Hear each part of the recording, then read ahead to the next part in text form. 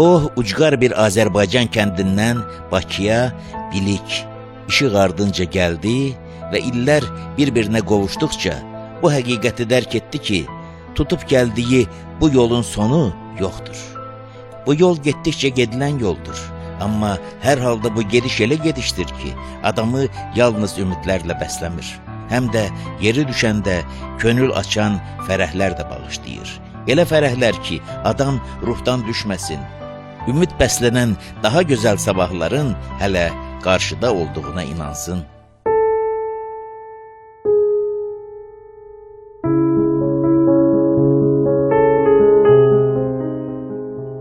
Asif Rüstəmli bir sadədil kənd uşağı idi ki, Peyğəmbərin vəsiyyət və nəsihət etdiyi elmin ardınca o lap Çində, maşində olsa da get öydünə, məktəb illərindən riayət etməyə başladı. Düzdür, onun bilik ardınca getdiyi məsafə Çin uzaqlığında deyildi. Sadəcə orta təhsili başa vurmaq üçün bu kənddən o biri kənddəki məktəbə qədər olan məsafəni qət eləməli idi.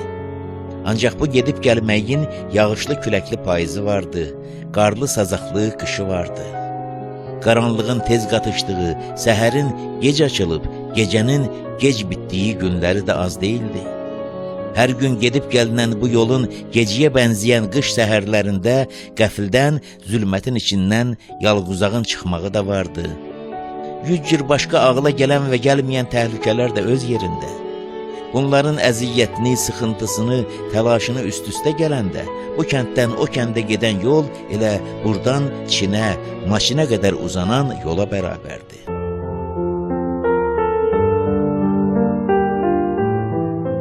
Məktəb illəri bitdi, ancaq yol qurtarmadı. Asif illərcə o yolu getdi və getməkdə də davam eləyir.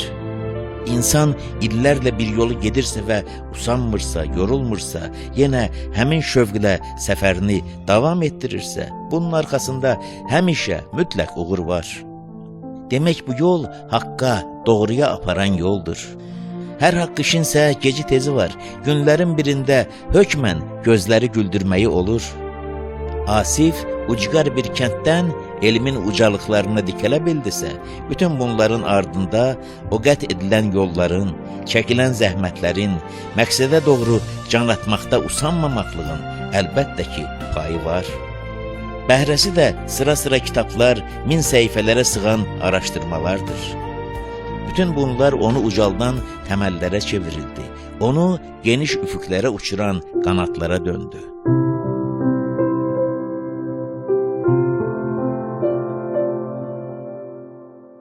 Asif Rüstəmli elmin o səmtlərinə üz tutdu ki, orada uğur qazanmaq üçün ağır zəhmətlərə qatlaşmaq gərəkdir. Bu yolu tutub gedirsənsə, elə çalışmalı, elə arayıb axtarmalıydın ki, hansısa qaranlıqları aydınlada biləsən. Və Asif buna da müvəffəq oldu. Neçə parlaq ruhu şad etməyi bacardı.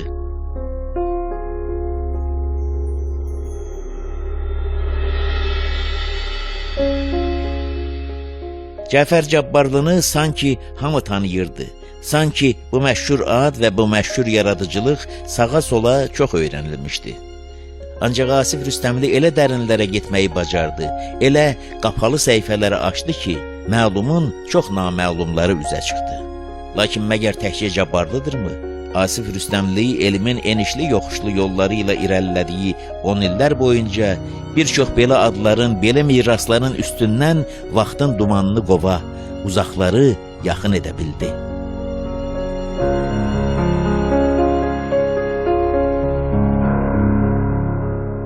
Asif Rüstəmli elmlər doktoru, professordur.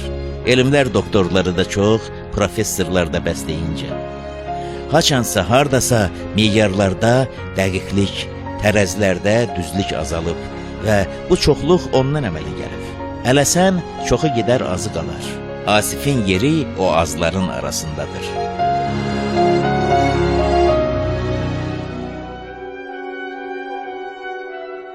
1954-cü ilin fevralın 16-sında Ağcabədi rayonunun Qiyaməddinli kəndində, indiki adı Yuxarı Qiyaməddinlidir. Orada anadan olmuşam. Bunun tarixi bəlkə də 700-800 daha qədim bir kənddir. Bu kənd köçəri həyat tərzi, belə deyək də, dağa arana gedib heyvandarlıqla əsasən məşğul olan cəmaatdan, əhalidən ibarət olur.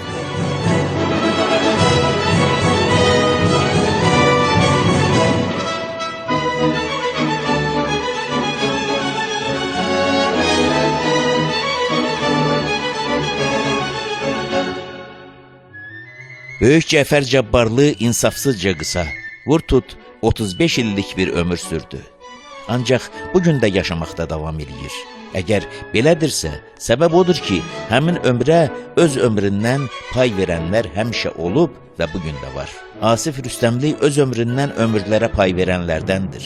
O hesabla götürəndə əslində Asif indiki yaşından qat-qat qocaman olan bir insandır.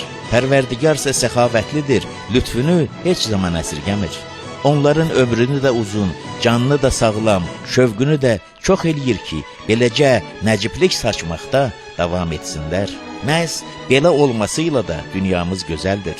Məhz belə olmasıyla da gərəkli insan gözəl dünyanın yaraşığıdır.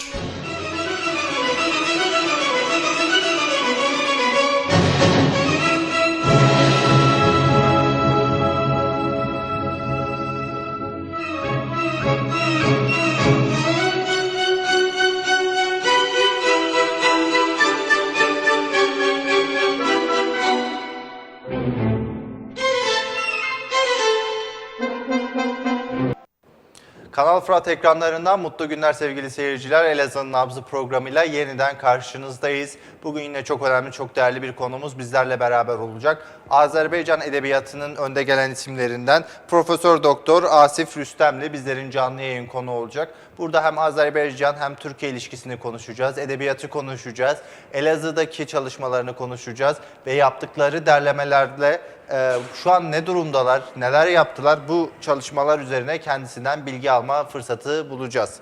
Hocam öncelikle hoş geldiniz, nasılsınız? Teşekkür ederim, çok iyiyim, var olun, minnettarım. Sağ olun hocam. Hocam sizler Elazığ'a sık sık geliyorsunuz, hem burada vakitler de geçiriyorsunuz. Hem size Elazığ'ı sormak isterim. Elazığ'ı ilk nasıl buldunuz? 3 yıl önce de buradaydınız galiba. Ya 3 yıl ya 2 yıl önce buradaydınız. Elazığ'ı nasıl buluyorsunuz diye sorayım isterseniz. Çok teşekkür ederim. Benim çok değerli dostum Mehmet Şener Bulut Bey. Deməli, 2008-ci sənədə orada Xazar şiir axşamları proqramı yapılırdı. Mən də davətli idim. Bizim Kültür Bakanlığı tərəfindən gələn heyətdə iştirak edirdim. O zaman Şener Bulut bəylə yaxından tanış olduq. Onunla dəfələrlə görüşdük və konuşduq. O zamanları belə bir proqram üzərində düşündük onunla və hətta o dövrdə biz Sayın Vali bəyə də bu barədə fikrimizi açıqladıq. Düşündük ki, Elazığ şairlərinin şeirlərini Bakıda yayınlayaq. Və elə də oldu. Biz onun ismini qoyduq Elazığ Çələngi.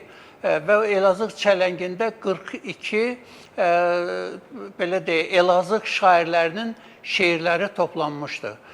Və biz bunun təqdimatını o dövrdə 2010-cu ildə Azərbaycanda, Bakıda Milli Kütüpxanədə keçirdik.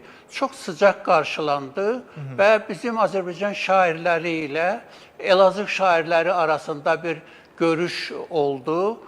Son dərəcə yüksək 7 nəfərlik heyətlə Şener Bulut bəyin belə deyək başkanlığı ilə qonaqlar gəlmişdi və bir 3-4 gün onlar Azərbaycanda qaldılar və biz onları Azərbaycanda belə ağırladıq, qonaq yapdı. Azərbaycanın ədəbi, mədəni, mühiti, həyatı ortamı ilə tanış oldular və bax beləliklə deməli bizim Elazığla da dostluğumuz başladı.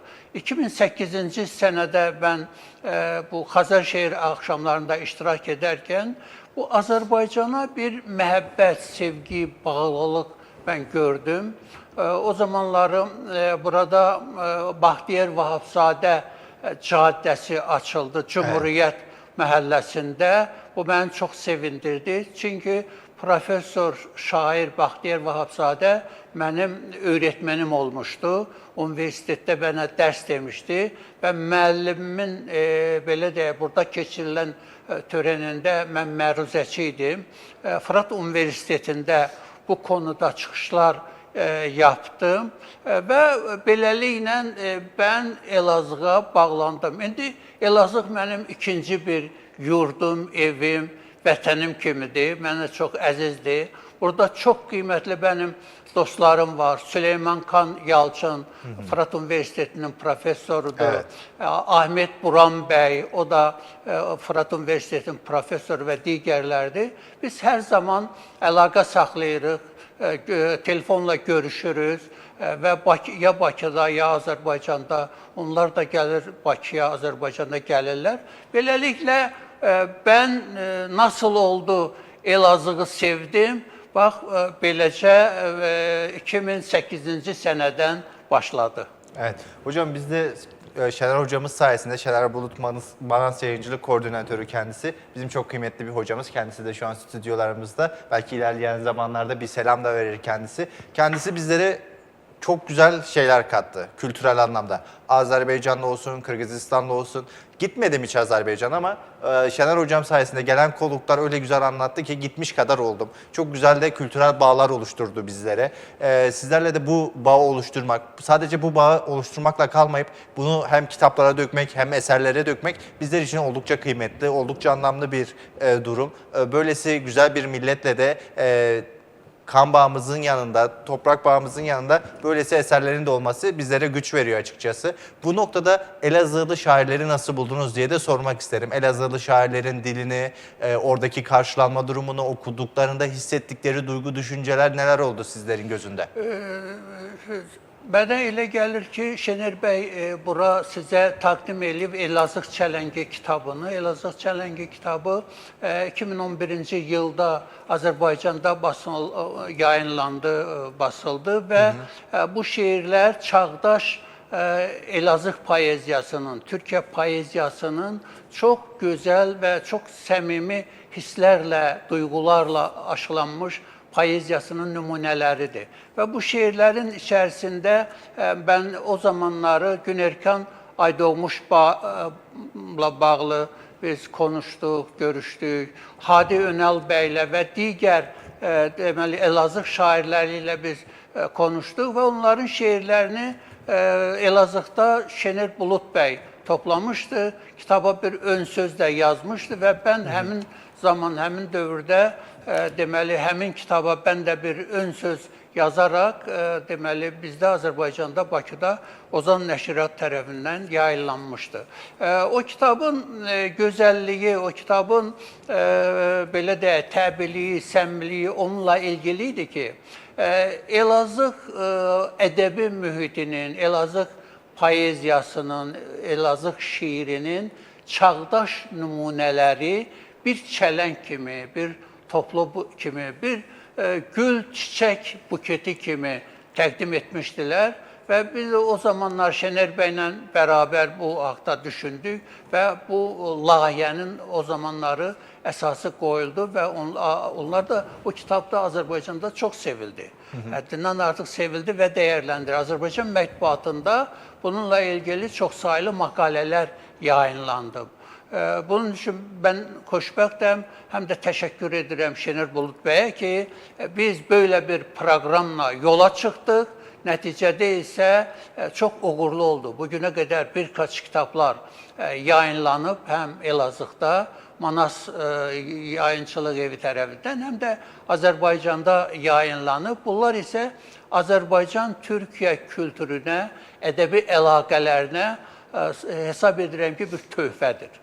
Evet. Hocam peki bizler bu noktada sizler bizlerden çok güzel hikayeler, şiirler aldınız. burada onları derlediniz. Bizler Azerbaycan'la ilgili neler okumalıyız, neler belki de yazmalıyız, çizmeliyiz? Siz Elazığ gözünde Azerbaycan'ı nasıl görüyorsunuz? Elazığlılar Azerbaycanlılarla ilgili neler bilmeli, neler yapmalı? Çox təşəkkür edirəm. Biz Elazığlılarla Azərbaycan türkləri hesab edirəm ki, aramızda bir Çin səddi yox. Evet. Yəni biz son dərəcə yaxınıq. Ben evimdə, kendi evimdə bax bu Fırat belə Kanal Fıratı izləyə bilirəm. Kanal 23-ü izləyə bilirəm. Yəni bunlar Elazığ televiziya kanallarıdır və Elazığda olan hər bir şey haqqında ben bilgi əldə edə bilirəm. Aynı zamanda düşünürəm ki, Azərbaycanı sevən hər bir Elazığlı, hər bir Türkiyəli, Azərbaycanın çox saylı televizyon kanalları var. Onlarla seyr edirlər və Azərbaycan haqqında bilgilər əldə edirlər. Bunlarla bərabər mən düşünürəm ki, məsələn bizdə bildiyiniz kimi Cumhuriyyət dövrü 2 sənəyə yaxın bir dövr olmuşdu, zaman olmuşdu. 1918-ci, 1920-ci sənədə müstəqil Azərbaycan Cumhuriyyəti yaşamışdı, fəaliyyət göstərmişdi. Həmin dövrdə deməli Türkiyədən Azərbaycana gələn 50 öğretmen olmuşdu.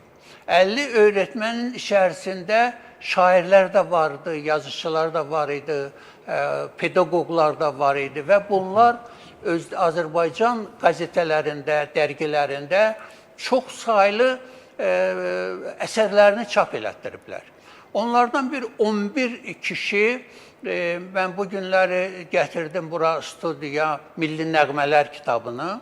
Bu Cumhuriyyət dövründə 19-cu ildə ilk kəz yayınlanan və orada deməli 11 nəfər Türkiyəli şairlərin şeirləri toplanıb.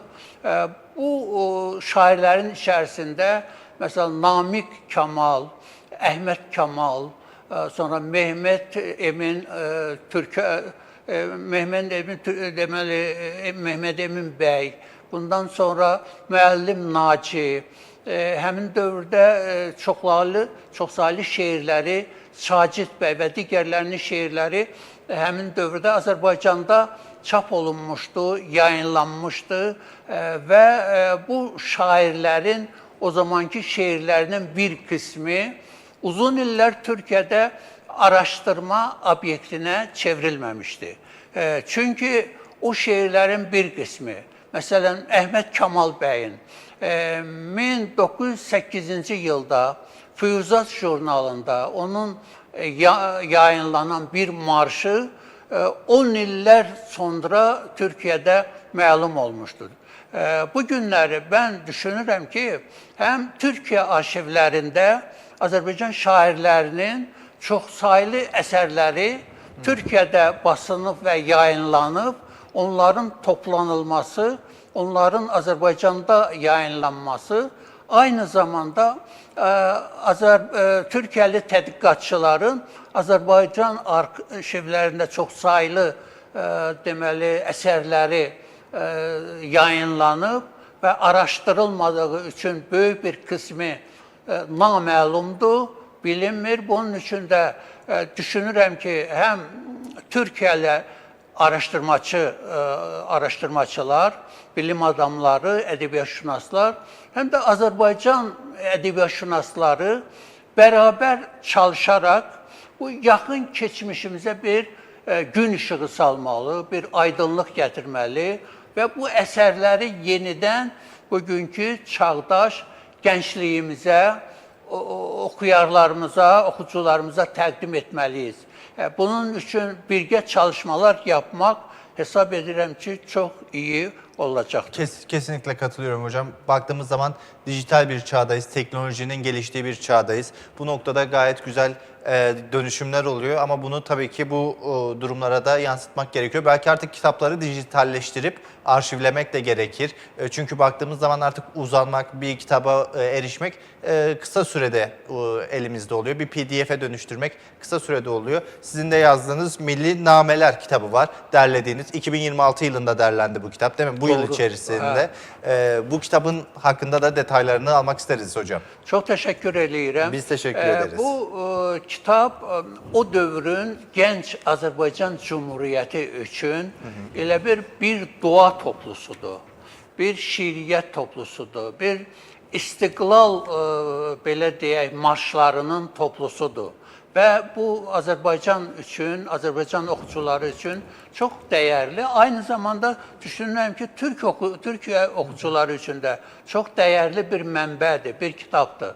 Onu söyleyeyim ki, burada öncə qeyd etdiyim kimi Tofiq Fikrət bəyin şiirləri burada yayınlanıb, Namiq Kamal bəyin şiirləri yayınlanıb və onu da söyleyeyim ki sizlərə Tofiq Fikrət bəyin deməli Millət Şərqisi şeiri hələ 19-cu ildə ilk kəz Azərbaycanda yayınlanan İstiqlal qəzetəsinin birinci sayında 19-cu ilin Şubat ayında çap olunmuşdu və o şeirdən bir qismi burada da var. Millət yoludur, haqq yoludur tuttuğumuz yol. Ey haqq yaşa, ey sevgili millət yaşa var ol. Bu Tofiq Fikrət bəyin şiirləridir. Azərbaycanda Tofiq Fikrət bəy çox sevilən bir şair olub. 1914-cü sənədə rəhmətə gedib, dünyasını dəyişib. O dövrdə gənc Azərbaycan şairi Cafer Cabbarlı Tofiq Fikrət bəyə çox gözəl bir şeir yazmışdı. Və o şeirləri indi də Cafer Cabbarlının arşivində saxlanılır. Yəni, Türkiyə şairlərinin yazdıkları böyük əsərlər hər zaman Azərbaycan şairlərini duyğulandırıb. Onun için də düşünürəm ki, burada deməli 11 Türkiyə şairinin 18 şeiri toplanıb və Azərbaycan şairlərindən deməli 18 nəfərin 40 şeiri toplanmışdır. Çox maraqlıdır ki, o dövrdə adətən bu xanım, qadın şairlərin üzə çıxarılması, şeirlərinin yayılması bir o qədər də dəbdə deyildi, ənənə deyildi.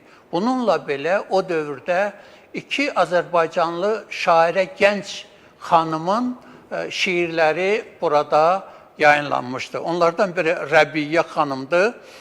Doğrusu ben araştırmalar apardım. Azərbaycanla ilgili onunla bağlı demək olar ki, bir mötəbər mənbəyə rast gəlmədim. Ancaq onun deməli şeiri burada çap olunub. Digər Xədicə xanım adlı bir gənc şairə, bir 18 yaşında olan bir şairə, 19-cu ildə bu kitabda onun da Milli Marş adında şiiri toplanmışdır. Onu da söyleyeyim ki, bu istiqamətdə araşdırmada müəyyən faktlar əldə etmək mümkün oldu. Məlum oldu ki, Xədicə xanım Seyidzadə bizim o dövr Azərbaycanın ünlü şairlərindən Bədri Seyidzadənin bacısı olub, əqrabası olub və bu sonralar Xədicə xanım Sovet dövründə də deməli Şərq Qadını adlı bir dərgi 1923-cü ildən yayınlanmağa başlayıb. Orada və Kommunist qəzetində Xədicə xanımın birkaç şeirləri yayınlanıb.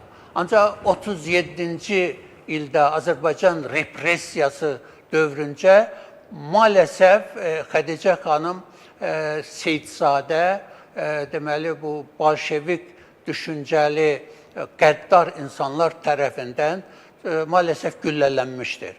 Bunları söyləməkdə məqsədim, məramım ondan ibarətdir ki, bu kitabı biz əgər konu üzrə, mövzu üzrə biz hissələrə bölmək istəsək, burada mənim fikrimcə 4 mövzu paralel işlənilmişdir. Onlardan birincisi vətənə, orduya, əskərə həsr edilmiş marşlardır. Bu birinci konudur. İkinci konuda təhsilə, maarifə, eğitimə, belə deyək, tələbiyə həsr olunmuş şeirlərdir. Ümumiyyətlə, elmin, bilimin, insanın və millətin inkişafındakı önəmi haqqında çox dəyərli şeirlər toplanır. Üçüncü, burada el şairlərinin şeirləri var və dördüncü də klassik ədəbiyyatımızın ən gözəl nümunələri məhz sizin qarşınızda olan Milli Nəğmələr kitabında toplanmışdır. Bu kitab, qeyd etdiyim kimi, bizə Cumhuriyyət dövrünün bir töhfəsidir, bir ərmağanıdır. Və bu kitab, necə ki bildiyiniz kimi, Cumhuriyyət dövründə, Azərbaycanda, dövlət quruculuğunda, Nuru Paşanın rəhbərliyi ilə Qafqaz İslam ordusu hansı köməkliyi yapıbsa, bax, Türkiyə şairləri Azərbaycanlı qardaşları ilə eyni işi bu ədəbiyyat alanında görüblər, ədəbiyyat sahəsində görüblər. Və hesab edirəm ki, həmin dövrdə insanların şuurunun, mənəviyyatının, düşüncəsinin tərəqqisində bu kitabın çox mühüm rolu olub. Həmin dövrdə bu tipli şiir topluları çap olunub. Bir 5-6 kitab çap olunub. Onların demək olar hər birisinə mən arşivlərdə rast gəlmişəm və oxumuşam.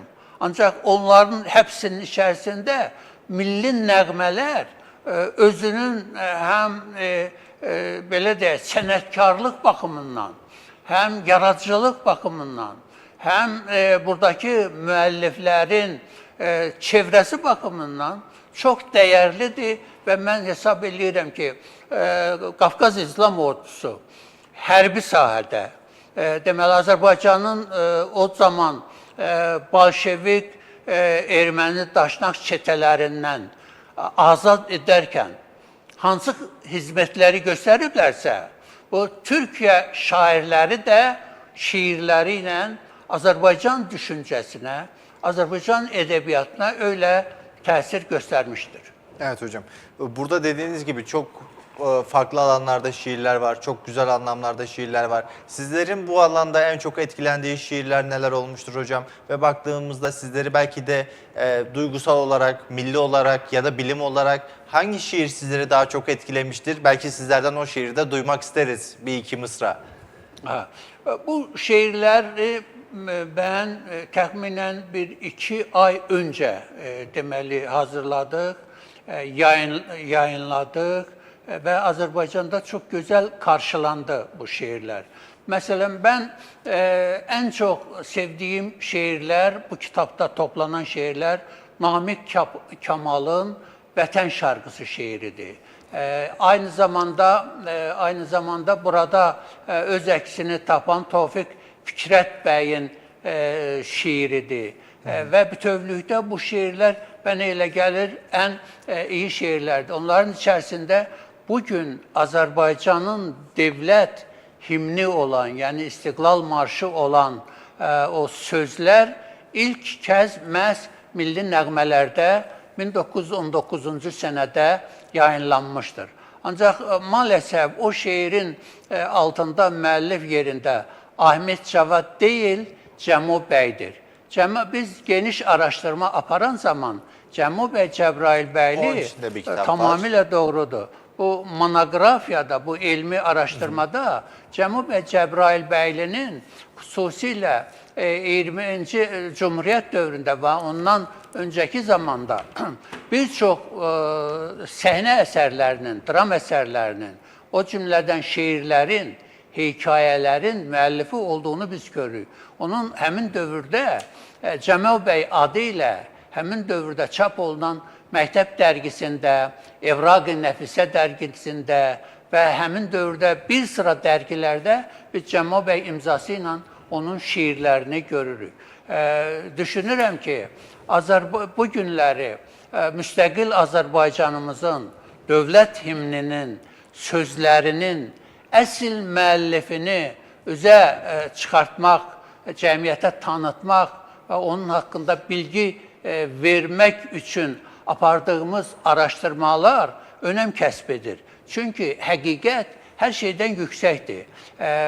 Biz həqiqəti əsas tutarak bu şiirin, yani şimdiki bizim dövlət himnimizin sözlərinin müəllifi hakkında burada geniş söz söylemek imkanımız olmuştur. Onu da söyleyeyim ki ilk kez məhz bu milli nəğmələrdə həmin Vətən Marşı, yani Evet. sonralar onun ismini değişerek Azerbaycan Marşı etmiştiler. 5 defa Türkiye'de çap olunmuştu. 5 kez Türkiye'de çap olunmuştu. Mesela Azerbaycan Balosu deyilen bir dergi 60. yıllarda yapılmıştı. Sonra Türk Marşları deyilen 1965. senede Ethem Üngör'ün deməli tədqiqatları yer almışdı. Məhz həmin kitabda Ethem Üngör'ün tədqiqatında Azərbaycan marşı notu ilə bərabər deməli çap olunmuşdu ilk kez. Bizdən də Azərbaycanda da öncə deməli Türkiye'de, Ankara'da çap olunmuştu. Onu da söyleyeyim ki Ethem Üngör həmin şiir, himnin, marşın deməli notu ilə ilgili məlumat vermiş, Üzeyir Hacıbəylinin olduğu barədə bir sayfalı kayd etmiş, izahat vermiş ve aynı zamanda hem şiirin sözlerini hem de notu da 65. senede yayınlamıştı. Ben bir belə deyək kaydı da istəyirəm vurğulayam. Çünkü 67. yılda, yani 1967. yılda Türkiye'de bir sinema hazırlanıp ve yayınlanıp. Onun senaryo müəllifi Altunbay aslen Azerbaycanlıdır, Azerbaycan Türküdür ve bu sinemanın adı 501. Hücredir. 501. İlk kez orada bugünkü Azerbaycan himninin hem sözleri hem musikisi yayınlanıb. Ben düşünürüm ki, deməli filmdə o musiqini ve sözleri istifadə edilərkən, kullanılarkən, şüphesiz ki Ethem Üngör'ün 65. yılda yayınladığı Türk marşları deməli əsas olmuşdu, mənbə olmuşdu, kaynak olmuşdu. Bu baxımdan yani bizim tariximizin en şanlı bir sayfasını təşkil edən Azərbaycan Cumhuriyyəti, onun himn meselesiyle bağlı problemlerin aydınlaştırılmasında Türkiye arşivleri bize çok önemli materyallar vermişti, təqdim etmişti. Bak, bütün bu aydınlığın getirilmesinde Türkiye arşivlerinin büyük xidməti vardır. Ben onu da şunu da vurgulayayım ki, Azerbaycan'dan bir öğrenci burada Ankara'da deməli okumuş, faaliyet göstermiş ve İstanbul arşivlerinde çalışmıştır. Bu şəxs Dilqam Əhməd bəydir. Dilqam Əhməd Türkiye Osmanlı hətta imperiyasının arşivində olan materyalları, xüsusilə Azərbaycan Cumhuriyyəti dövrünün çox nadir materyallarını arşivlərdən əldə etmiş və Azərbaycanda yayınlamışdır. Bunu söyləməkdə məqsədim odur ki, həm Türkiye arşivlərindən Azərbaycanlı araşdırıcılar belə son derece yüksek əhəmiyyət kəsb edən kaynaklar əldə edirlər. Və aynı zamanda əgər Azərbaycana da Türkiye'den araştırmacılar gelse, biz her zaman onlara destek verer, onlara belə də köməklik edərik. Bunu da söyleyeyim ki, bu milli nəğmələrdə hepsinin müəllifi aydın değildi şiirlərinin.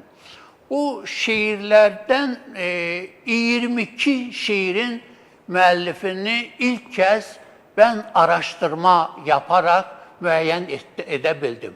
Ancak orada 18 şiir var ki, onların bugüne kadar ben de onu araştırıp kime məxsus olduğunu aydın edebilmemişim.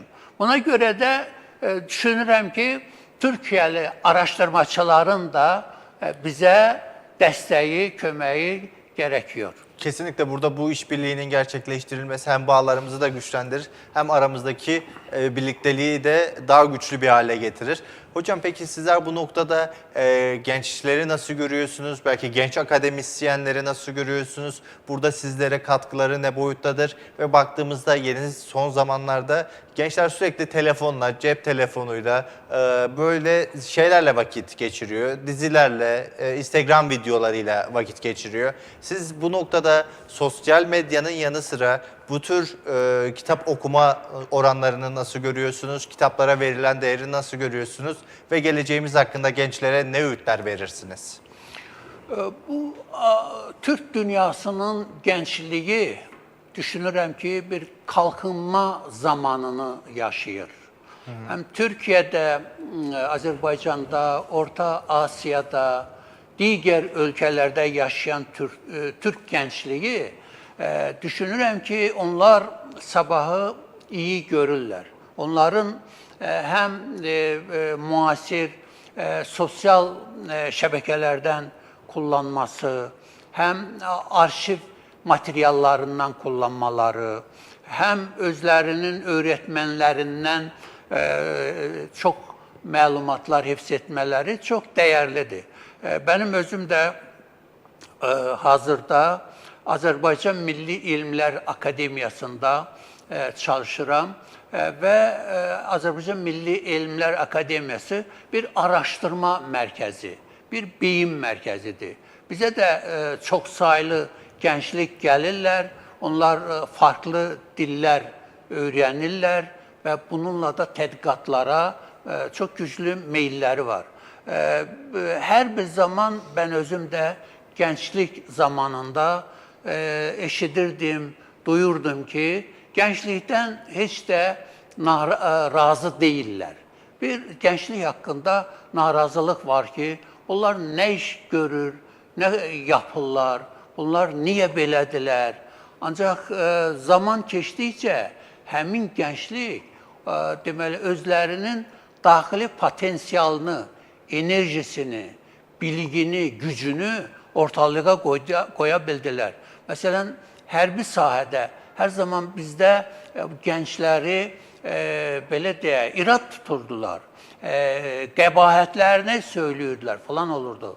Ancak 6 sene önce 2020. yılda Şuşa kimi alınmaz bir kaleni bizim gençlik demək olar yüngül silahlarla o kayalara dırmaşarak, kalkarak deməli son derece güçlü düşməni məhv edərək Şuşanı azad ettiler. Yani bu dünya hərbində görünmemiş bir zafer idi, qələbə idi. Yani Azerbaycan gençliği o gençliğiydi ki onlar Azerbaycan'da, Bakıda belə deyək, komşu olmamışdı ermənilərlə, düşmənlərlə. Onlar bir yerde bu toyda, düğünde olmamıştılar. Onlar deməli tamam yeni gençliğiydi.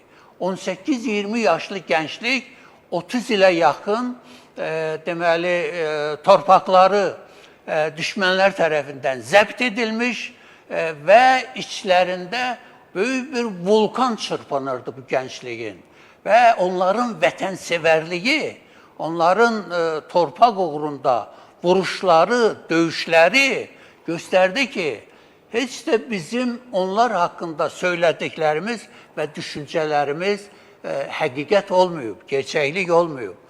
Bu günləri o gençlik düşünürəm ki, hem ilm sahəsində, hem vətəni qorumaq sahəsində, təhsil sahəsində, maariflənmə sahəsində böyük işler görürlər. Bunların bir növrəsi ise bugün sizin karşınızda olan Milli Nəğmələr kitabıdır. Milli Nəğmələr bizim 1. Cumhuriyet dövründə Azerbaycan insanını, vətəni sevməyi, təhsili sevməyi, mətbuatı sevməyi, kitabı sevməyi öyrətdi. Və bunlar nəsildən nəsilə keçə-keçə bu günləri öz bəhrəsini büruzə verir, göstərir və xalqın tərəqqisində, xalqın yüksəlişində mühüm rol oynuyor. Evet. Hocam bir şey daha sormak isterim. Burada birlik, beraberlik noktasında, milli şuur noktasında sizler Türk topluluklarını nasıl görüyorsunuz? Türk ülkelerini nasıl görüyorsunuz? Örnek vermek gerekirse Özbekistan, Kazakistan, bu noktalarda Türkiye, Türk boylarını nasıl görüyorsunuz? Bu birlik, beraberlik noktasında hem edebi yönden hem belki de maneviyat yönünden neden bir araya gelemiyoruz ya da toplanamıyoruz, büyük bir güç elde edemiyoruz? Teşekkür ederim sualı göre. Bak, bu günləri bizi düşündürən, bizi qayğılandıran düşüncələr 100 sənə öncə də var idi və ondan da əvvəl var idi. Bir Türkiyə bəstəkarı olub İsmail Zühtü bəy. İsmail Zühtü bəy 20-ci yıllarda çox ünlü bir bəstəçi olub. O Azərbaycan adlı bir şiir yazıb və onu Azərbaycan himni, marşı kimi kendisi bəstələyib və Azərbaycanda o dövlət himninin yaranmasıyla ilgili kendi şiirinin, musiqisini də Bakıya gönderib. Maalesef Azərbaycan Cumhuriyyəti çox yaşamadı ve onun gönderdiği bu musiki o zamanları Azərbaycanın işgal dövrüne düştü ve Azərbaycan Cumhuriyyəti ondan yararlana bilmədi. O zaman yani 100 belə deyək 6 sene önce İsmail Zühtü bəy deməli Azərbaycanın birləşərək bütün Türk dünyası ilə bir Turan olacağını həmin şeirlərdə yazmışdı və əks etdirmişdi. Və bununla hələ İsmail Zühtü bəy bunu 1920-ci sənədə söylüyorsa, bu günləri deməli Türk dünyasının gençliğinin birləşməsi ilə bağlı çok büyük işler görülür. Bildiğiniz gibi birkaç yıllar önce Şuşa'da deməli 2021-ci sənədə orada Türkiye Cumhurbaşkanı Sayın deməli Recep Tayyip Erdoğan da iştirak ettiği bir toplantıda Azerbaycan'la Türk dünyasının, o cümleden Türkiye'nin bir Türk Devletleri Teşkilatı yapıldı. Ve bu günleri Turan belə deyək, miqyasında, hüdudları çərçivəsində bir dövlətin, bir düşünce merkezinin yaranmasıyla ilgili düşünürəm ki, həddindən artıq böyük işler görülüb. Mesela Kazakistan'da Türk Akademiyası faaliyet gösterir. Bu bir düşünce merkezidir. Elm sahəsində bütün Türk devletleri o Kazakistan'daki, Astana'daki Türk Akademiyasında birleşirler. Ve hem Türkiye klasiklerinin, o cümleden Azerbaycan, Orta Asya xalqlarının klasiklerinin, eserlerinin toplanması, çapa hazırlanması, yayınlanması bir gerçəklikdir. Her yıl biz onlarla Türk Akademiyasının yayınladığı kitaplarla, aynı zamanda çoxsaylı layihələr bu günləri deməli həyata keçirilir, gerçəkləşdirilir. Bu layihələr hər biri deməli Türk dünyasını birləşdirən layihələrdir. Bu layihələr aynı zamanda hər bir Türk ölkəsinin hem inkişafını təmin edir, hem təhlükəsizliyini təmin edir, hem gələcək planlarını, niyyətlərini ortalığa qoyur ve inkişafı üçün, tərəqqisi üçün deməli münbit şərait yaradır. Bu baxımdan düşünürəm ki, bugünkü Türk dövlətlərinin cumhurbaşqanları, rəhbərləri Turan bir birliğinin, Turan belə deyək, düşünce fikir merkezinin yaranması üçün ellerinden geleni edirlər ve bu istiqamətdə bizim gençlik ön sıralardadır. Umut ediyoruz ki bu gençlik daha da çoğalır, daha da birlik, beraberlik artar hocam. Hocam yavaş yavaş programımızın sonuna yaklaşıyoruz. Sizlerin genel olarak söylemek istedikleri, belki de vermek istediği bir mesaj var mıdır? Hem Elazığlı vatandaşlara hem de Türk halkına. Mən düşünürəm ki, dövlətin inkişafının təməlində eğitim dayanır, maarif dayanır, təhsil dayanır, kültür dayanır. Biz deməli bir neçə türk dövlətlərinin birliyi artıq rəsmi olaraq yapılıb. Bu istiqamətdə hər bir özünü Türk hesab edən insan çalışmalıdır ki, dövlətlərimiz arasında möhriban ünsiyyət qurulsun, əlaqələr genişlənsin. Xüsusilə elm, kültür, ədəbiyyat sahəsində bu belə deyək ilişkiləri, bu əlaqələri deməli yüksək həddə çatdırmaq bugünkü nəslin borcudur. Evet, çok teşekkür ederim hocam. Ağzınıza sağlık buraya geldiğiniz için. Bizlere bu bilgileri, bu kıymetli edebi söyleşiyi yaptığınız için çok teşekkür ediyoruz. Ayaklarınıza sağlık. Mən də sizə təşəkkür edirəm. Fırat kanalına və onun rəhbərliyinə təşəkkür edirəm. Mən bütün Elazığlı dostlarıma, qardaşlarıma təşəkkür edirəm ki, burada olduğum birkaç gün ərzində çox böyük qonaqpərvərlik nümayiş etdirdilər və mən çox şad oldum bu gəlişimə də, buradakı görüşlərə də. Sizə də təşəkkür edirəm ki, biz təşəkkür bu ederiz. konuyla ilgili araşdırmalar aparmışsınız. Çox məntiqli və doğru suallar verdiniz. Estağfurullah, Mən estağfurullah. onları cevaplandırmaya çalıştım. Estağfurullah. İnşallah iyi sorular sormuşumdur. Umut ediyoruz ki bir kusurumuz olmamıştır. Hakkınızı helal edin hocam. Buradan bir de tabii ki Manas Yayıncılık Genel Koordinatörü Şener Bulut hocamıza da çok teşekkür edelim. Kendilerinin bu programlarda yapılmasına çok emeği, genel kültür noktasında bizlere çok etkisi ve katkısı oluyor. Kendisine tekrar çok teşekkür ediyoruz. Bizler bugünlük Elazığ Nabzı'nın sonuna geldik. Bir başka programda yeniden karşınızda olmak dileğiyle. Hoşçakalın.